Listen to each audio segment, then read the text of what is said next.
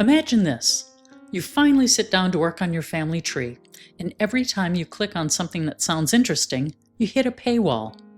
Sound familiar? In this video, I'm going to walk you through powerful, legitimate, free genealogy tools that you can access right now in your web browser. No subscriptions required, no software to download, just you, your curiosity, and some very underused websites. This is perfect if you're a beginner or an intermediate researcher who's tired of feeling like you can't move forward without paying for premium everything. Hi, I'm Michelle, and on this channel, we talk about practical, real-world ways to uncover your family's story without losing your mind. Today, we're going to uncover free sites to build and organize your family tree, free tools to find records and graves, a free site to compare DNA matches across testing companies, tools to analyze your surname and home country, and one classic website that's basically the directory of the entire genealogy internet. All of them are web-based and free to use, and they work for both the US and international research.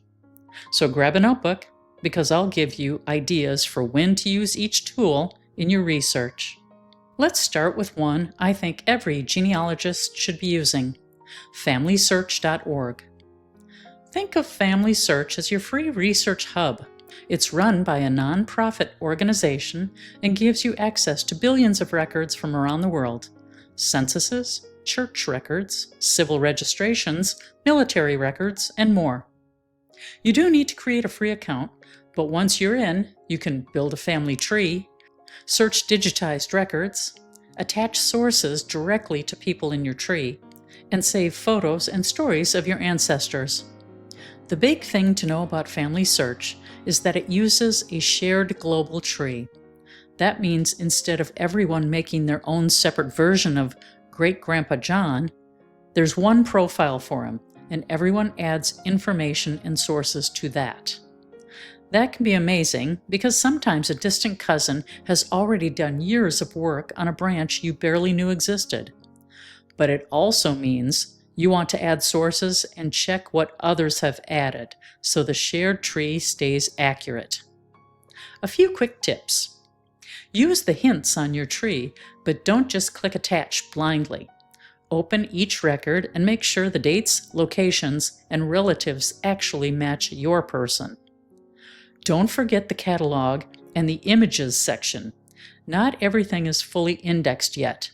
Sometimes the good stuff is in digital microfilm that you have to browse like you would a physical roll. And explore the FamilySearch Wiki. If you're not sure what records exist for, say, a county in Ireland or a state in Brazil, the wiki has incredibly detailed guides. If you only take one thing from this video, it's this: make FamilySearch your first stop when you're hunting for records. Next, let's talk about where a lot of clues are quietly waiting for you: cemeteries. Two completely free websites dominate this space: Find a Grave and Billion Graves. They're similar but not identical, and together they make a powerful combo. FindAgrave.com is a volunteer-run database of cemetery memorials. People all over the world photograph headstones and create memorial pages that often include birth and death dates, cemetery name and location, photos of the stone, links to spouses, parents, and children, and sometimes full obituaries or biographies. Use this when you're trying to confirm dates of birth and death, looking for spouses or children you didn't know about, and if you're curious if multiple family members are buried in the same cemetery. Always treat it as a clue, not a final official source. A headstone can be wrong. A volunteer can type a date wrong, but it's often the first place you'll see the whole family group represented. BillionGraves.com does something clever. Every headstone photo is tied to GPS coordinates. So when you find an ancestor, you not only get the inscription, you'll see exactly where they are in the cemetery on a map. That's incredibly helpful if you plan to visit in person or if you want to see who else is buried in the same area. When should you use billion graves? When you want precise location information, when you're trying to identify other family members buried nearby, and when Find a Grave doesn't have the cemetery or that person. Both sites are free to search and view. Together, they're great for fleshing out the end of your ancestors' stories, and sometimes they'll point you to obituaries and relatives you had no idea existed. Now let's look at 3 sites that are all about shared trees and collaboration: WikiTree, Geni, and Geneanet. Each has its own flavor, but they share the idea that we're all building one big connected tree. WikiTree.com is like Wikipedia for genealogy. One profile per person, edited and sourced by a community. It's completely free, and the culture is very source-focused. They really encourage you to add citations, especially for older ancestors. WikiTree is great when you want to focus on accuracy and documentation. You're working on lines from the 1600s, 1700s, or 1800s, where lots of people are researching the same ancestors. And you like the idea of joining projects. For example, focusing on a particular region, war, or immigrant group. The downside? The interface feels a bit old school. It's more forms and text than flashy charts. But if you stick with it, it's a fantastic place to document what you've proved. Geni.com is another World Tree site. It's now owned by MyHeritage, but it runs as its own platform. With a free account, you can build a family tree, connect to other people's branches, invite relatives to collaborate, and upload photos and life stories. Geni.com shines when you want to see how you might be connected to famous figures or distant cousins. Collaborating with relatives who prefer a more visual, social network style interface, and exploring how am I related to this person types of questions. Just be aware, some of the advanced search and matching tools are behind a paid subscription. So as a free user, think of Geni as a place to build and share your tree and occasionally discover new connections rather than a primary record search site. Geneanet.org is especially popular in Europe, but it has users worldwide.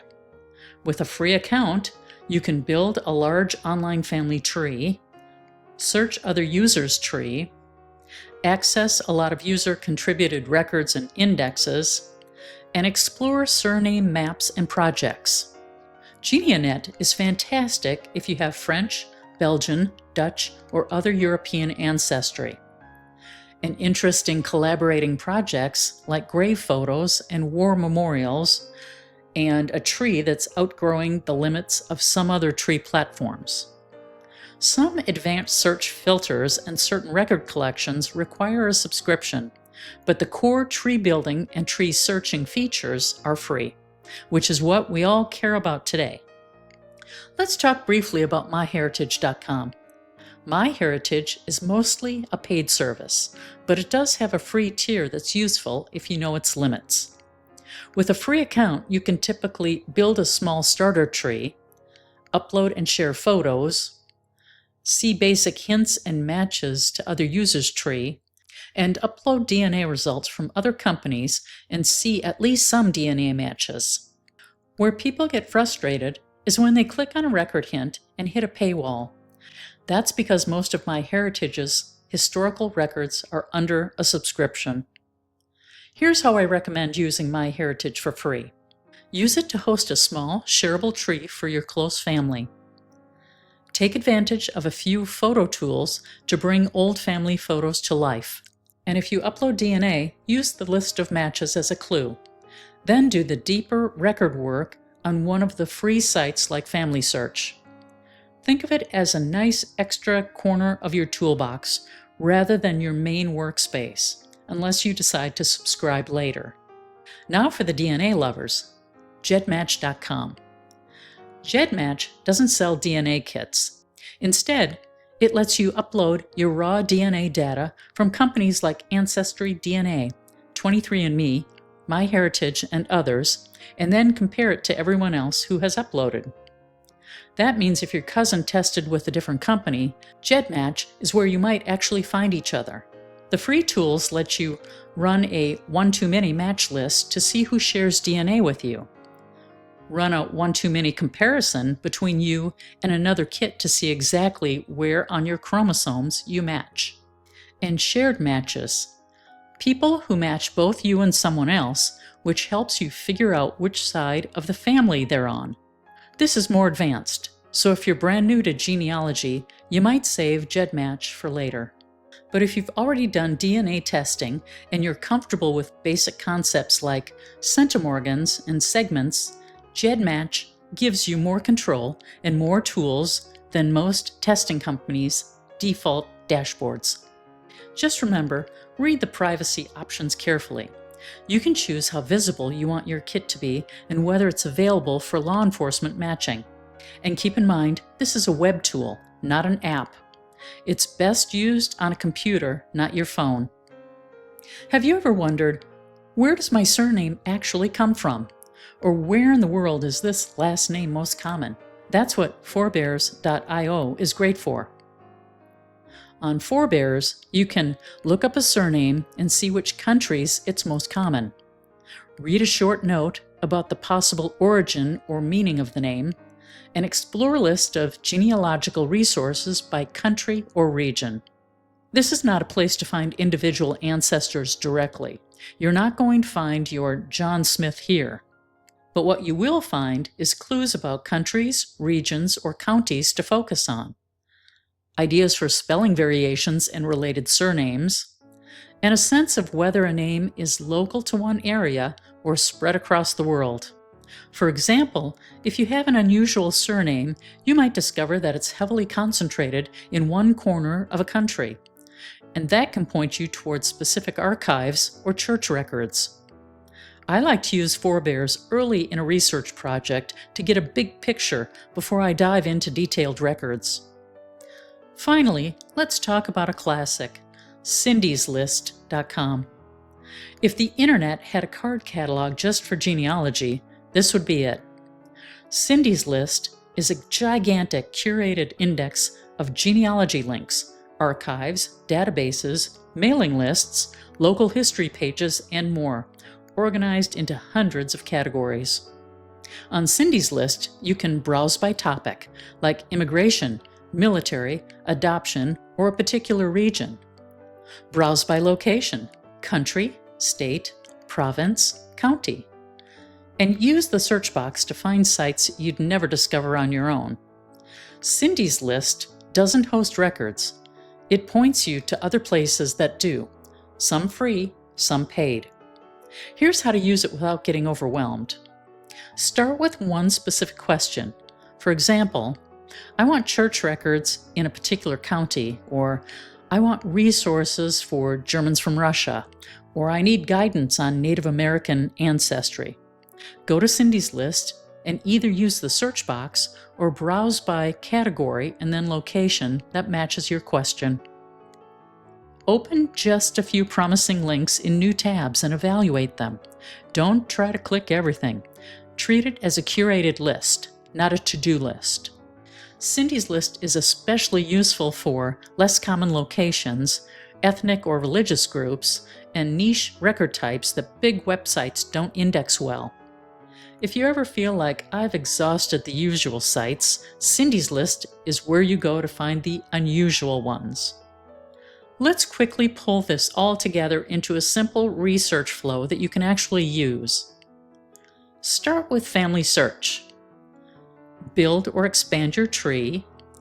Search for census, church, and civil records, and use the wiki to learn what exists for your location. Then let's move on to cemeteries. Use the Find a Grave and Billion Graves for your burial locations, dates, and family group clues. Look for spouses, children, or parents you didn't know about. And then go to the collaborative trees. If you like the idea of a global tree, Add sourced profiles to WikiTree, Geni, or Geneanet. And look for cousins who are already working on the same lines. Then layer in some DNA. This is optional, but it can be powerful. Upload your DNA data to GEDmatch if you want more advanced matching across testing companies, and use it to confirm or question your research. You will also want to understand the bigger picture. You can use Forebears to explore surname distribution and hint at geographic origins, and use that insight to target new record sets or regions. When you hit a brick wall, go to Cyndi's list to discover more specialized archives and local resources for your problem area. When you use all of these tools together, you stop relying on just one website, and your family story gets richer, more accurate, and frankly, a lot more fun. If you've been feeling stuck because everything seems to require a subscription, I hope this video shows you that there is a whole world of free tools just waiting to be used. You don't need to learn them all in one day. Pick one or two from this video and start experimenting. Maybe you build your first tree on FamilySearch, or you go hunting for your great-grandparents' graves on Find a Grave, or you look up your surname on Forebears just to see where it leads. And if you love genealogy and want encouragement as you chase down your ancestors, I'd love to have you subscribe to my channel. Hit the like button so more family history lovers can find this video, and share this with a friend who keeps saying that they want to start their family tree someday. Someday can be today, with free tools and a little bit of guidance. Thanks for watching, good luck with your research, and I'll see you in the next one.